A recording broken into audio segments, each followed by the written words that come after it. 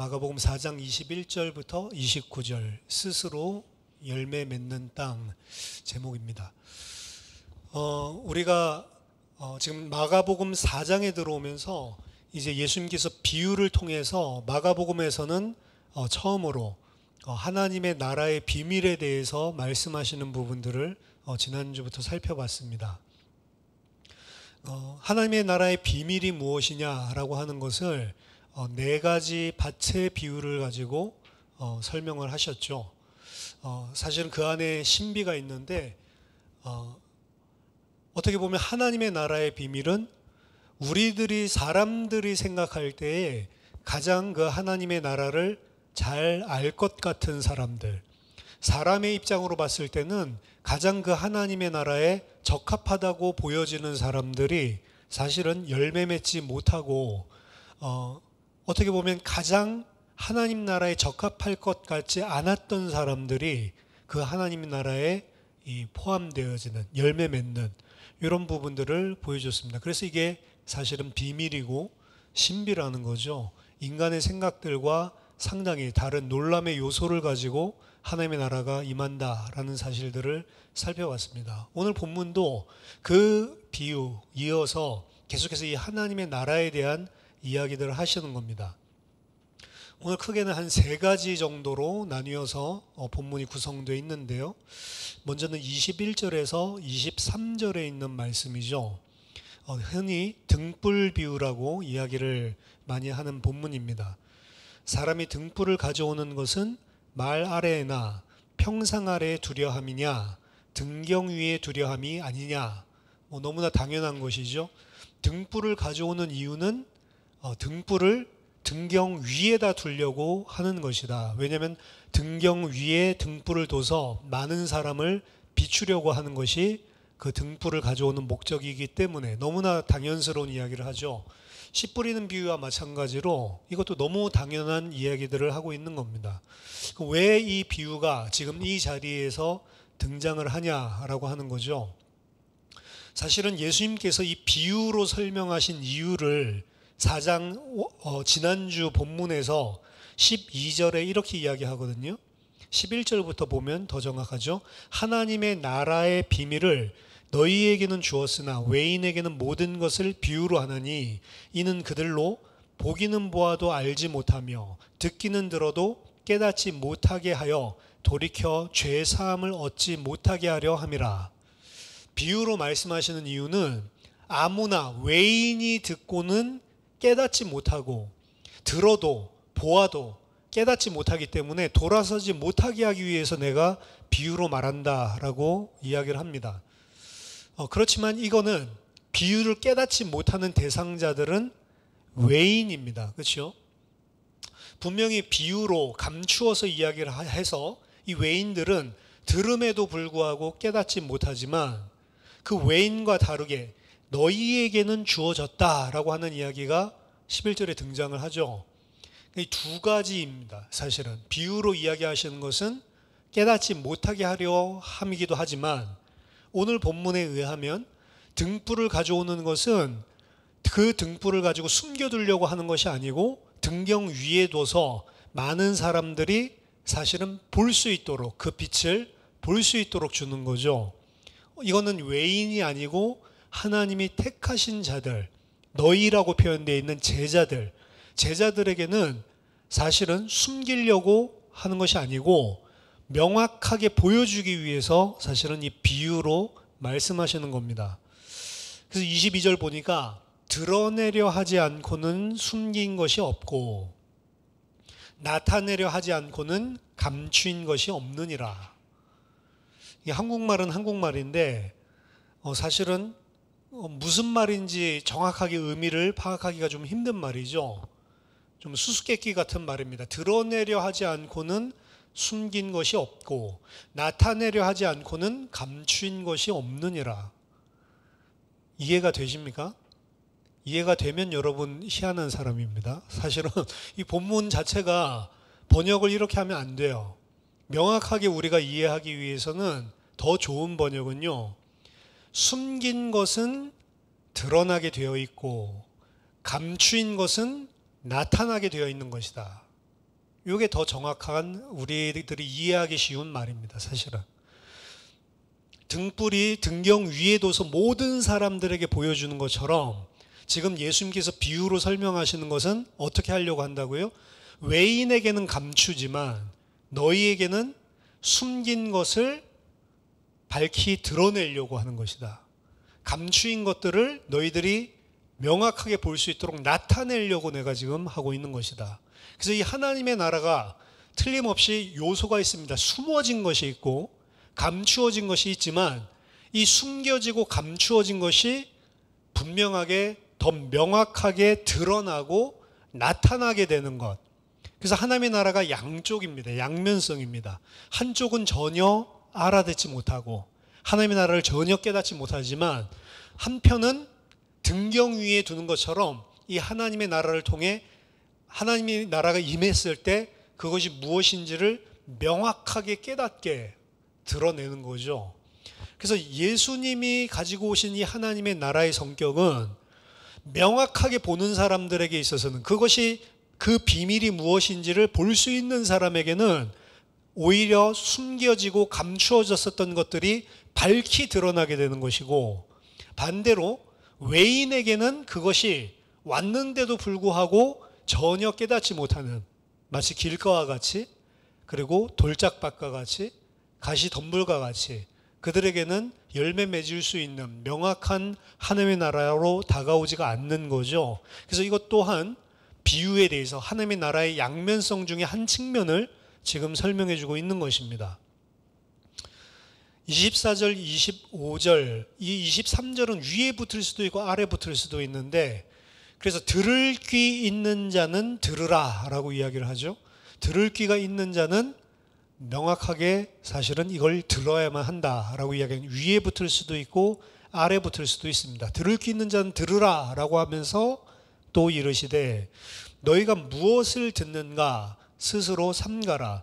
너희의 헤아리는 그 헤아림으로 너희가 헤아림을 받을 것이며 더 받으리니 있는 자는 받을 것이요 없는 자는 그 있는 것까지도 빼앗기게 될 것이다 라고 이야기를 합니다. 하나님 나라의 비밀을 지금 말씀하시면서 감추어지고 숨겨졌던 것들을 오히려 드러내고 명확하게 지금 드러내고 그것을 밝히 보여주려고 지금 하고 있다. 그래서 들을 귀 있는 사람들은 들어라. 근데 뭐라고요? 24절 25절의 핵심은 그 말씀을 들을 때에 어떻게 들을지 주의해서 들어야 된다라고 이야기를 합니다. 이 말씀을 들을 때의 자세에 대해서 이야기를 하는데요. 너희가 무엇을 듣는가 스스로 삼가라. 이 말은 너희가 들을 때에 그 조심해서 들어야 된다. 주의 깊게 들어야 된다라고 하는 말입니다. 더 정확한 표현은요. 그래서 carefully, 주의 깊게, 세심하게 너희가 듣는 것을 들어야 한다. 그리고 그 헤아리는 것, 이해하는 것입니다. 그 헤아리고 측정하는 것, 그 말씀을 어떻게 듣느냐라고 하는 것에 따라서 너희들이 측정, measure, 너희들이 헤아림을 받게 될 것이고 그리고 너희들 자신이 이해하고 깨닫는 그것에 의해서 너희들이 판단되어질 거다. 그렇기 때문에 조심해서 들으라는 거죠. 그리고 만약에 제대로 듣지 못하면 어떻게 되냐? 위험성에 대해서 말할 때 있는 자는 받게 될 것이지만 없는 자는 그 있는 것까지도 다 빼앗기게 될 거다라고 이야기를 합니다. 있는 자가 뭐고 없는 자가 뭐냐라고 한다면 위에서 이야기했었던 외인과 너희 이걸로 여러분들이 구분해서 생각하면 됩니다. 없는 자는 그 있는 것 본인이 깨닫고 알고 있었고 가지고 있다고 생각하는 것까지도 빼앗기게 될 것이요. 그리고 너희는 누구죠? 이 비밀을 아는 자, 이 아는 자는 더 받게 될 거다라고 하는 거죠. 그래서 못 깨닫는 자는 계속해서 못 깨닫고 어떻게 보면 더 심하게 되는 거죠. 가지고 있는 것, 그것까지도 사실은 잘못 헤아리고 있기 때문에 그 가지고 있는 것까지도 다 뺏기게 될 것이지만 있는 자는 더 받게 될 거다라고 이야기를 합니다. 말씀을 어떻게 듣는지 이 부분이거든요. 유대인으로 친다면 어떻게 보면 유대인은 가지고 있었던 것까지도 다 뺏기게 되죠. 뭐를 못 깨달아서요? 하나님의 나라를 깨닫지 못했기 때문에.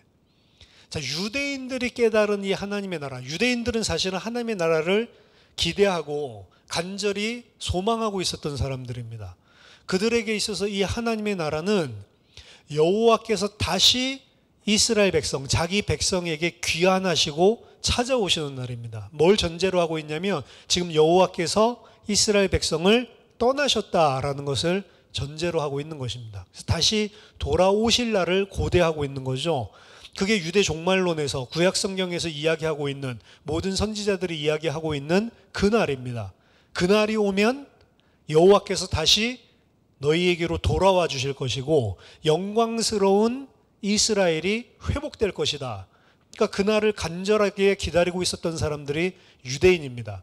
그런데 이 사람들이 하나님 나라의 비밀을 알지 못하니까 간절하게 기다리고 있는데도 불구하고 하나님의 나라가 왔는데도 그것을 적대하고 반대하는 입장에 있었죠.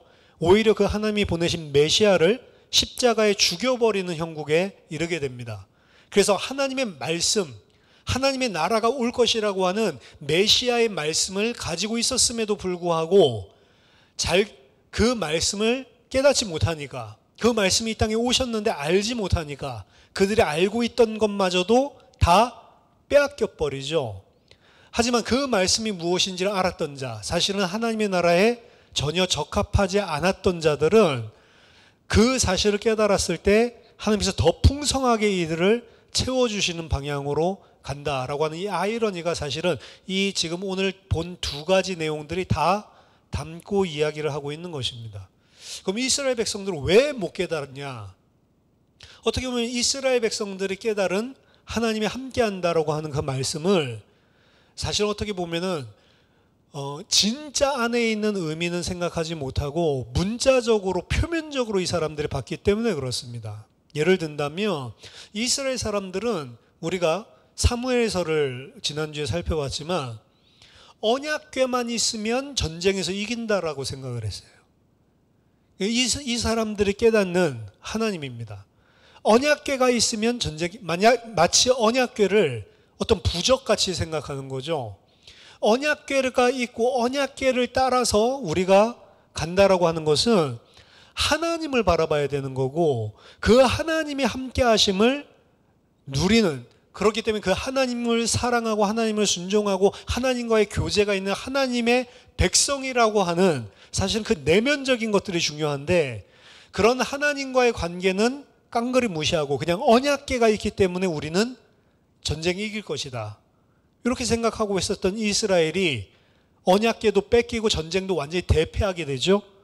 그래서 말도 안 되는 여호와가 계시는 언약궤라고 하는 것은 여호와의 보좌가 있는 곳이잖아요. 시은자가 있는 곳이잖아요. 그룹 사이에 여호와께서 좌정하고 계시는 걸 상징하는 게 언약궤인데 그 언약궤도 뺏기고 전쟁에 대패하고 블레셋에게 그 언약궤를 탈취당하는 이런 사건들이 사무엘서에서 벌어지는 것도 우리가 지난주 금요일에 봤습니다. 마찬가지로 예루살렘도 마찬가지예요. 이 사람들은 예루살렘 성이 있기 때문에 우리는 안전하다라고 생각했습니다. 하나님이 예루살렘 성이라고 하는 육신적으로 보이는 그 성에 매이시는 분이 아닌데 마음껏 범죄하면서 범죄해도 괜찮다. 왜? 피제사 드리면 되니까. 이런 식으로 생각하는 거죠. 그래서 마음껏 죄를 지으면서 그냥 피제사로 죄로 말미암은 저주와 재앙을 피할 수 있다라고 생각을 했기 때문에 더 대담하게 죄를 저질렀고요. 하나님이 히스기야 때에 18만 5천 아수르 군대를 단 하룻밤 만에 주의 천사를 보내서 죽이시는 것들을 보고 역시 예루살렘은 여호와의 거주하시는 성이기 때문에 난공불락의 성이구나 라고 확정을 지어버립니다. 그러니까 어떻게 하죠?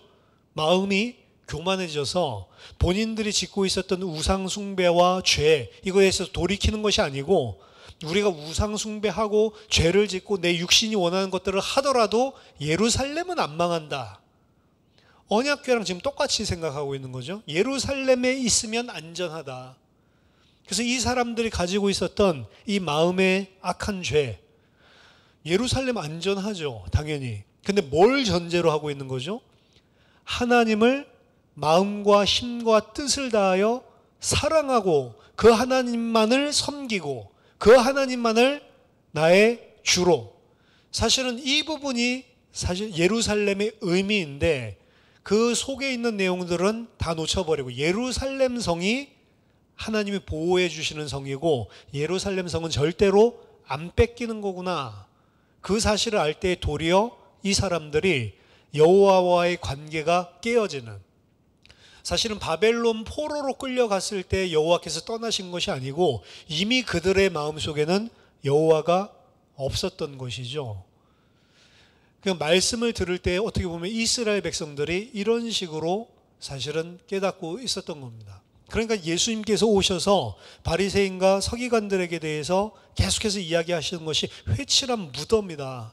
마음속에는 다 썩어 있는데 너희들이 하나님 앞에 의로운 자라고 지금 여기고 있구나 라고 하는 부분들을 계속 들춰내시는 거죠. 그들은 여기서 말한 것처럼 그 있는 것마저도 다 빼앗겨 버리는. 그래서 말씀을 들을 때 너희들이 주의해서 들어라.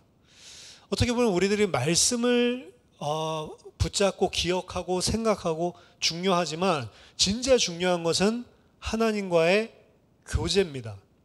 하나님과 나 사이에 진정한 교제가 일어나지 않는 한 사실은 일들이 잘 되는 것마저도 어떻게 보면 저주라고 볼 수가 있고요. 하나님과 교제가 안 되면 안 될수록 사실은 어려움이 생기고 고난이 생기고 고통 생기는 게 복일 수가 있어요. 왜? 그걸 통해서 하나님이 나를 불러주시는 거니까. 반대로 하나님과의 교제가 다 무너져 있는데도 불구하고 하나님의 뜻이 무엇입니까? 하나님이 뭘 하기를 원하십니까? 하나님의 뜻, 뭘 하기를 원하냐라고 했을 때 사실은 하나님이 원하는 건 우리의 행위가 아닙니다. 우리가 무엇을 잘 하기 때문에 하나님이 좋아하고 뭘 이뤘기 때문에 영광 받는 게 아니고 하나님이 주신 사랑이 무엇인지를 알고 그 하나님과 진짜로 교제하는 데에서 나오는 순종을 원하는 거예요.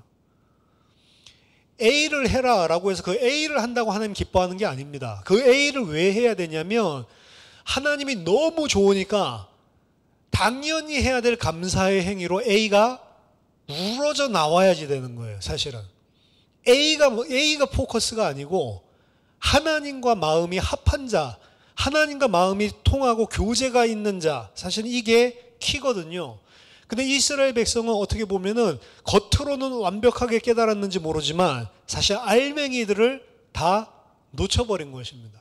진짜로 하나님의 말씀을 알았더라면 그들이 예수님이 지적했을 때 회개하고 돌아왔을 겁니다. 예수님이 안타까워서 이야기를 하죠. 병자가 병자인 줄을 모른단 말이에요. 예수님께서 오셔서 하나님의 말씀을 전하고 예수님께서 오셔서 그들이 가지고 있는 부분들을 지적하고 그들을 사실은 미워해서가 아니죠. 사랑해서 어떻게 보면은 드러내고 감추인 부분들을 지금 폭로하고 계시는 건데 그것들 자체를 사실은 전혀 반대로 이해를 하니까 어떻게 보면은 가지고 있었던 것들까지도 다 빼앗기게 되는 거죠. 자, 말씀을 어떻게 듣는지 너희들이 조심해야 된다. 주의 깊게 말씀을 들어야 된다라고 이야기를 하십니다. 그리고 오늘 26절에서 29절 여기에서 또 하나의 비유를 말씀하시죠. 또 하나의 비유를 통해 하나님의 나라에 대해서 오늘 이야기를 하고 있습니다. 또 이르시되 하나님의 나라는, 이것 또한 하나님의 나라의 비밀에 대해서 계속해서 이야기를 하고 있는 겁니다. 사람이 씨를 땅에 뿌림과 같으니 그가 밤낮 자고 깨고 하는 중에 씨가 나서 자라되 어떻게 그리 되는지를 알지 못하느니라. 자, 이 하나님 나라의 비밀에 대한 개념. 하나님의 나라는 사람이 씨를 땅에 뿌리는 것과 같은데 그 뿌린 씨가 어떻게 된다고요? 밤낮 자고 깨고 하는 중에, 이제 날이 흐르는 거죠. 자고 깨고 하는 중에 씨가 나서 자라나지만 그게 어떻게 그리 되는지를 알지 못하는 것이 하나님의 나라다.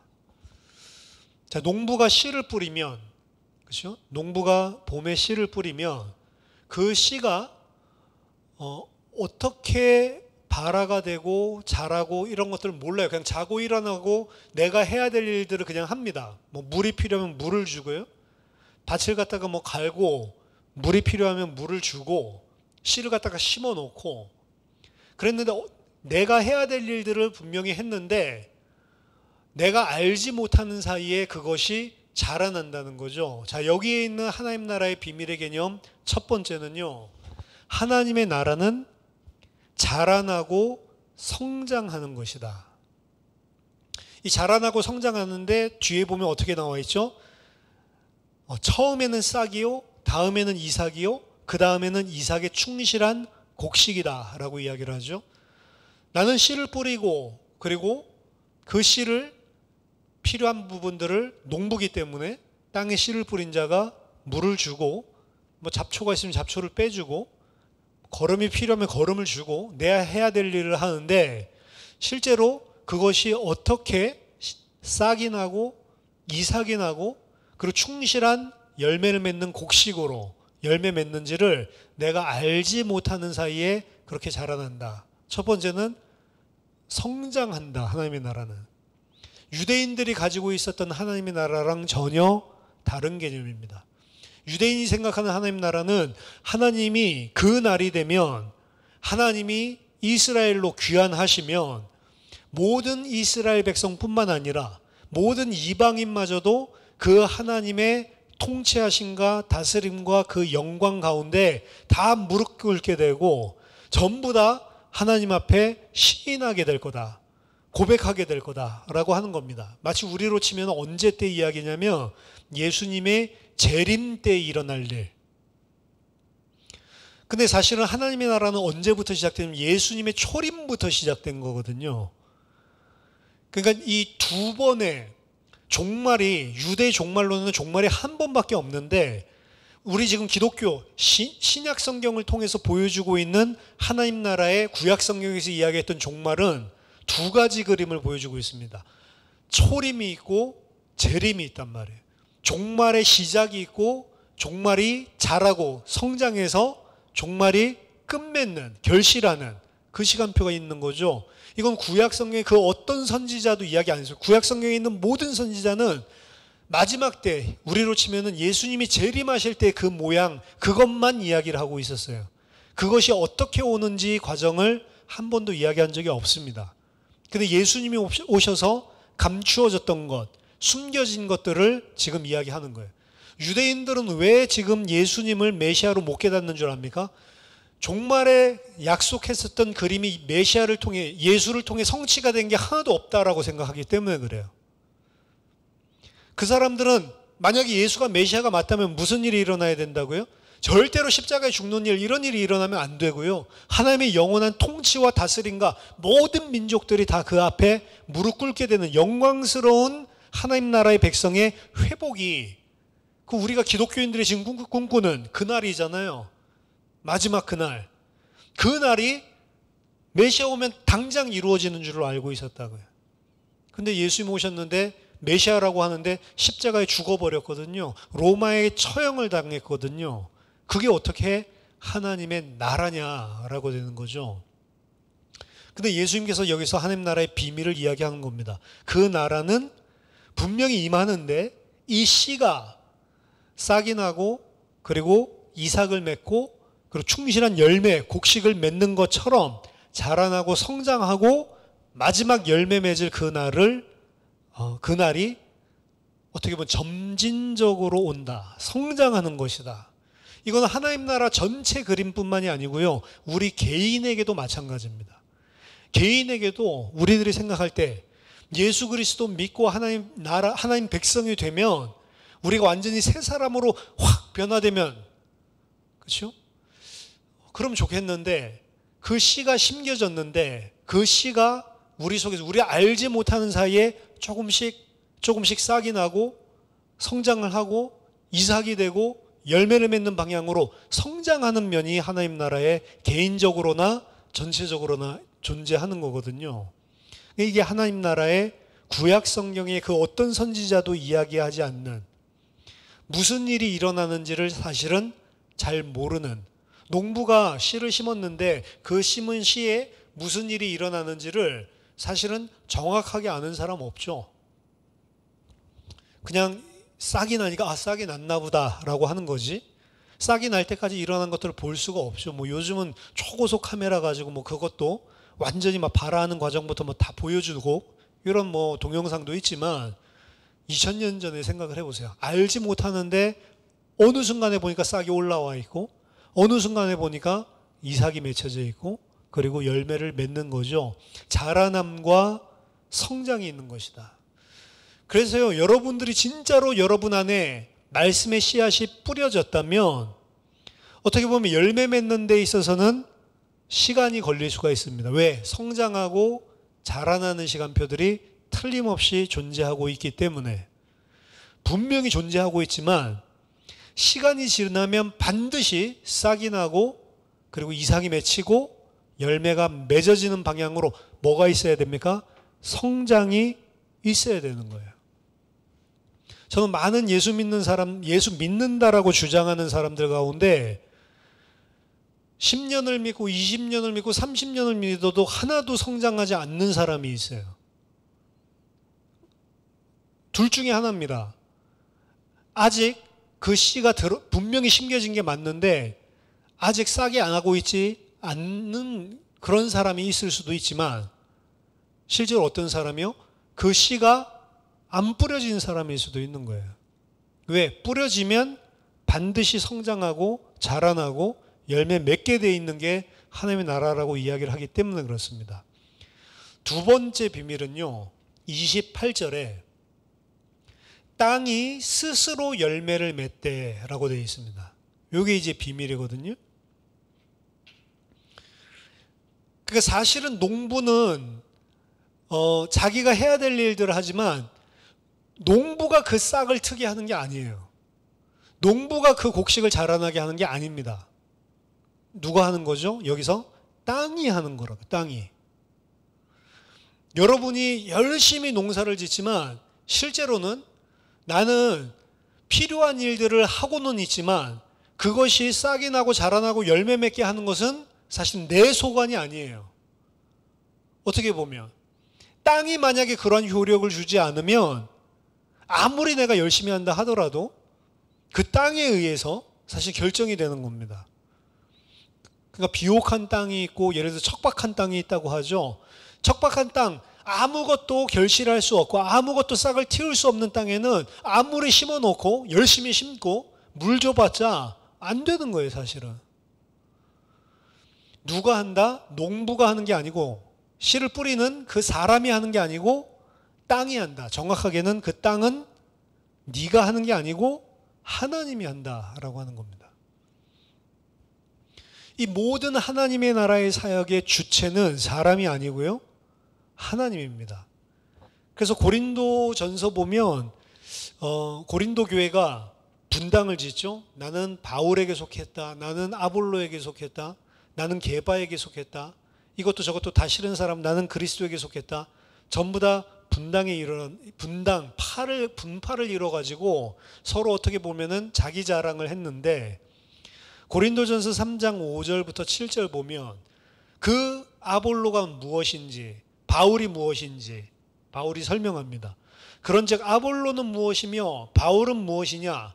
그들은 주께서 각각 주신 대로 너희로 하여금 믿게 한 사역자들이니라. 나는 심었고 아볼로는 물을 주었으되 오직 하나님께서 자라나게 하시나니, 그런즉 심는 이나 물 주는 이는 아무것도 아니로되 오직 자라나게 하시는 이는 하나님뿐이니라.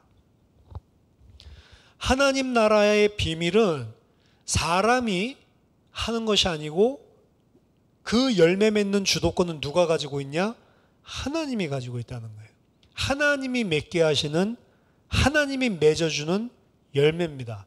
사람에게 주도권이 있는 게 아니고 전적으로 하나님께 있는 것이다. 내가 아무리 물을 주더라도 하나님이 일하지 않으시면 그 물 주는 것이 소용이 없어지는 것입니다. 내가 아무리 씨를 뿌리더라도 하나님이 그 씨가 발아하지 못하게 하시면 사실은 내가 더 이상 할 수 있는 일이 없는 거예요.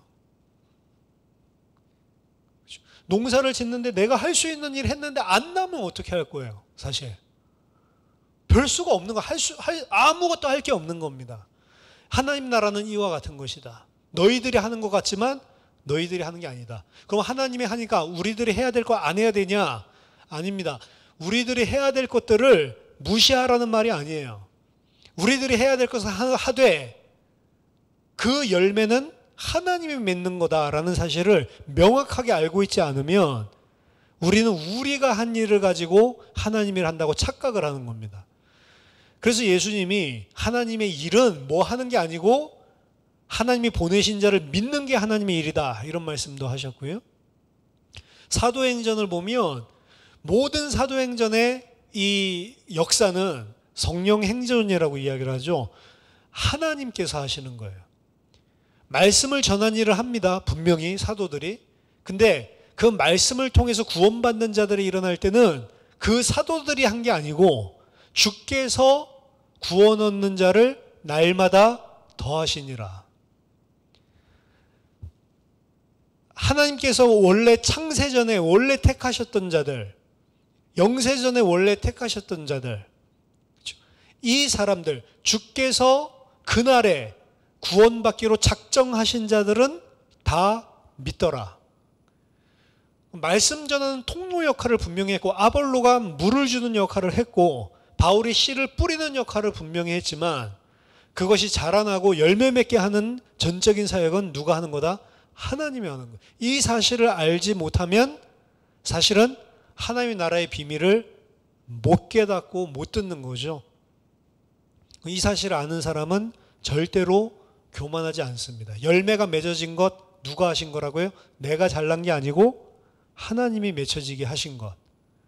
내가 하는 일에 어떠한 큰 하나님 나라의 역사들이 일어났다. 내가 한 게 아니고 하나님이 안 하셔도 되는데 내가 한 그 일에 성령으로 함께 하셔서 역사하셨다는 거. 그래서 하나님의 일은 사람이 하는 게 아니고 하나님이 성령으로 역사하셔야지만 된다라는 사실을 분명하게 이야기를 하는 거죠.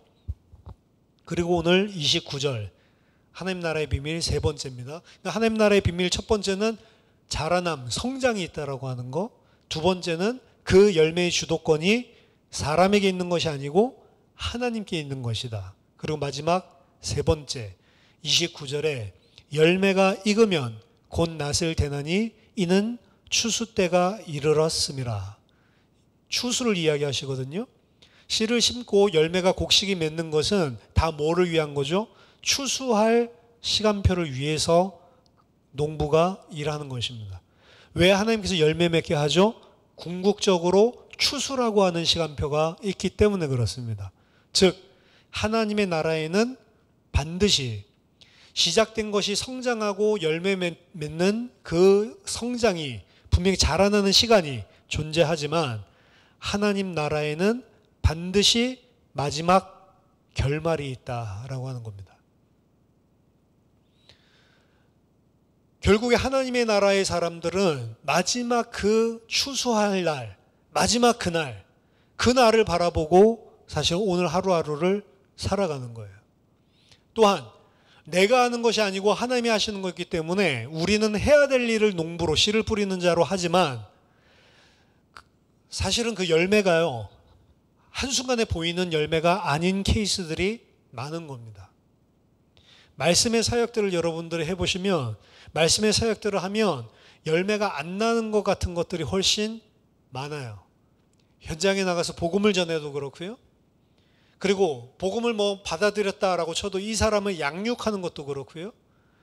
사실 말씀을 아무리 전해도 야 이거 아무것도 변화가 없네 라고 생각드는 시간표들이 많이 있습니다. 사역자들에게는. 지금 모든 포커스가 사실은 누구에게 하나님의 나라의 비밀을 깨닫게 하려는 거냐면 제자들이에요. 왜냐? 이들을 통해서, 이 제자들을 통해서 이제 하나님의 나라를 계속해서 이루어 가야 되기 때문에. 어떻게 보면 마가복음에서 배운 이 하나님 나라의 비밀의 제자들이 사도행전에서 그대로 그 모든 것들을 다 말씀하신 대로 다 응답받는 거예요. 말씀하신 것들이 일어나는 것들을 다 목격하게 되는 겁니다. 근데 그 말씀의 사역이 실제로 바울 또한 그런 경우들이 많았어요. 바울이 메시지하면 대역사가 일어난 게 아닙니다. 오히려 바울이 메시지를 하면 역사 일어난 것보다도 핍박당하고 그리고 박해당하고 반대당하는 케이스가 훨씬 더 많았어요. 그리고 바울이 고린도 지역에서 1년 반을 사역을 했는데도 불구하고 고린도 서신서를 우리 성경에 있는 거 2가지 말고도 최소 2개, 최소 4개의 서신서를 보냈거든요. 장편의 서신서를. 왜 보냈죠? 본인이 뿌렸던 씨가 아무런 열매를 맺지 못하고 있는 것들을 사실은 보고 있었기 때문에 안타까운 심정으로 쓴 게 고린도서입니다. 그러니까 당장의 어떤 열매나 당장의 눈에 보이는 가시적인 성과가 없는 게 하나님 나라의 비밀이죠. 그렇기 때문에 뭐가 필요하다고 성경은 이야기하냐면 인내가 필요하다. 기다림이 필요하다라고 이야기를 하는 겁니다. 모든 하나님의 나라의 일을 하는 데 있어서는 인내와 기다림이 필요하다. 왜? 그 시간표, 그 주권은 사람에게 있는 것이 아니고 하나님이 가장 적합한 때에 하나님이 하실 일들을 하나님이 이루어 가시는 것이고 우리는 누구요? 그 하나님께서 하시는 일을 동참해서 보는 것입니다. 어떻게 보면 기다리고 인내하는 것이죠. 하지만 반드시 그 마지막 종국에는 추수할 시간표가 있다라고 하는 것을 기억해라 라고 하는 것입니다. 이게 오늘 본문에서 이야기하고 있는 하나님 나라의 비밀입니다. 그리고 우리들이 하나님께서 우리들을 통해서 이 땅에 하나님이 이 땅에 남겨놓으신 그리스도의 제자들을 통해서 그리스도인들을 통해서 하나님 나라의 일을 이루어 나가시는데 그 일을 할 때 명심하고 있으라는 거죠. 주의 깊게 이 말씀을 잘 깨달으라는 거죠. 깨닫지 못하면 어떻게 한다고요? 너희들이 있다고 생각하는 그것도 뺏어가겠다라고 이야기를 하는 겁니다. 뭘 깨달으라고요? 하나님의 나라는 한순간에 이루어지는 게 아니고 너희들이 알지 못하는 사이에 싹이 나고 이삭이 나고 열매 맺고 성장하는 거다. 너희들은 뭐 하면 되냐? 너희들이 해야 될 일만 충성된 종으로 하면 된다는 거예요. 말씀의 씨앗을 뿌리고 물을 주고 그 일을 하시는 것은 하나님이 하신다. 만약에 무슨 일이 일어났다. 너희들이 한 게 아니고 하나님이 하셨다. 이 사실을 알라는 거죠. 알지 못하면 어떻게 한다고요? 너희들이 있다고 생각하는 것도 다 빼앗기게 될 거다. 그리고 아무 일이 안 일어난다고 생각하고 있는 그때 부지 중에 일이 일어난다고 했죠. 아무 일도 안 일어나는 것 같아. 그렇죠? 근데 그곳에 누가 일하고 있다고요? 하나님이 주도권을 가지고 계속 일을 하고 있고 아무 일을 하고 있지 않는 그곳에 반드시 마지막 결말이 기다리고 있다는 거. 그래서 농부와 같이 우리 그 디모데서에 보면은 농부와 같이 마지막 추수할 열매를 보고 마지막 추수 때를 보고 기다리는 자를 제자라고 이야기하죠. 군사처럼 경기하는 자처럼 하기도 하지만 농사는 어디에 올인해요? 마지막 추수할 때를 바라보는 거다. 그 시간표가 있기 때문에 그 하나님께서 오셔서 모든 것들을 추수하시고 결론 내릴 종말이 있기 때문에 그날을 바라보고 여러분들이 살아가는 것이다. 사실은 이 땅에서 가장 그래서 필요한 게 하나님의 백성으로 하나님 나라를 이루어가는 제자로 살아가는데 가장 필요한 게 기다림과 인내인지 모릅니다. 왜? 눈에 가시적인 것들이 안 보일 때가 너무 많아요. 그런데도 불구하고 우리는 그 마지막 때를 기억하고 마지막 때를 바라보고 하루하루를 살아가는 겁니다. 그게 하나님의 나라의 비밀을 가지고 있는 자이다. 하나님 나라의 비밀을 가진 자로서 어떻게 살아야 될지, 무엇을 늘 마음에 염두에 두고 살아가야 될지를 이야기한 거고, 이것을 너희들 주의 깊게 들어라. 조심해서 들어라. 만약 그렇지 않으면 너희들이 판단하는 그것에 의해서 너희들이 나중에 판단받게 될 거예요. 이게 마태복음 7장에서도 이야기를 했었거든요.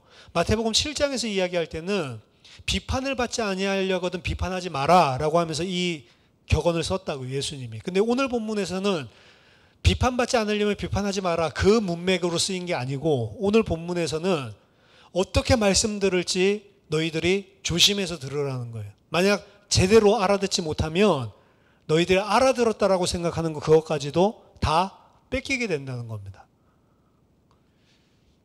하나님의 나라를 이뤄가는 제자들이 해야 되는 거죠. 그래서 요 세 가지 요소, 이 하나님의 나라는 내가 알지 못하는 사이에 자라나고 성장해 나간다는 개념, 그리고 그 성장시키는 것은 내가 아니고 하나님이 하신다는 개념, 그리고 결국에 마지막 심판할, 계산할, 모든 것을 다 계산할 시간표가 온다는 것, 요거 자체를 알지 못하고 하나님의 나라의 일을 한다고 한다면 너희들 안다고 생각하는 그것들도 다 무용지물 되고 마는 거다. 근데 이 세 가지를 진짜로 이 비밀을 알고 하면 그에게는 어떻게 한다고요? 더 많은 것을, 가지고 있는 자에게는 더 많은 것을 주시게 된다라고 이야기를 합니다. 어떻게 보면 눈으로 보고 그래서 쉽게 판단하고 쉽게 움직일 수 있지 않게 숨겨서 사실은 주시는 거죠. 모든 하나님의 백성, 하나님 나라의 제자들에게 가시적인 것들이 즉시 주어진다고 하면 가짜들이 다 달라붙을 겁니다. 그렇죠? 하나님의 백성이 되었을 때 모두 다 이제 병들지 않는 육신을 가지게 되고 완전한 그런 상태로 호련하게 즉시적인 열매가 맺어진다고 생각해 보세요. 마지막 종말 때 우리가 가지게 될 그 열매가 예수 믿었더니 암 걸려서 다 죽어가던 사람이 사실은 영원한 부활체를 입고 영광을 갖다가 차지할 몸을 가지고 즉시 열매가 돼서 탁 나타난다고 보세요. 예수 믿는데, 믿는 동시에. 그럼 가짜들만 온단 말이에요. 그래서 그렇게 하지 않고 믿음 가진 자들, 택한 자들, 들을 귀 있는 자들에게만 주시기 위해서 숨겨진 형태로 드러난다는 거죠. 그렇기 때문에 외부 사람들이 봤을 때에는 신앙의 길이요, 사실은 영광스러운 길이 아니고요, 고난의 길, 외로운 길, 십자가 지고 가는 길로 드러나게 되어 있습니다. 사실은. 그런데도 불구하고 아는 거죠. 마지막 모든 것을 다 계수하실 날이 있다.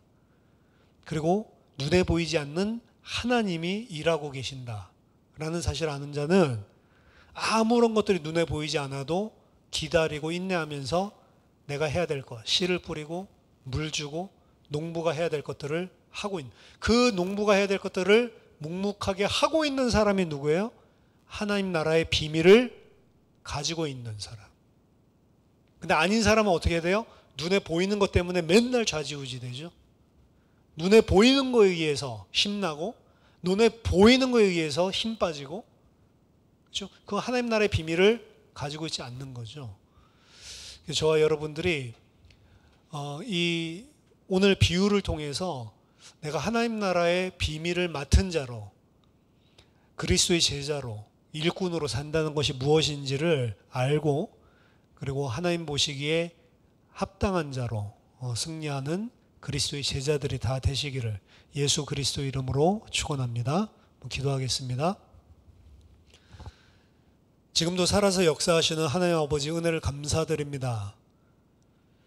우리를 하나님 나라의 비밀을 맡은 자로, 그리스도의 일꾼으로, 제자로 불러주심을 감사드립니다. 하나님 나라의 비밀을 아는 자로 우리가 듣는 말씀을 주의 깊게 깨닫게 하여 주시고, 하나님 나라의 비밀을 아는 자로 지금 일하고 계시는, 하나님이 하고 계시는 일들을 보게 하여 주시고, 아무 일들이 일어나지 않을 때 묵묵하게 농부의 일을 감당할 수 있는 믿음과 인내를 가진 제자들로 하나님 저희들 성장할 수 있도록 은혜 내려 주시옵소서.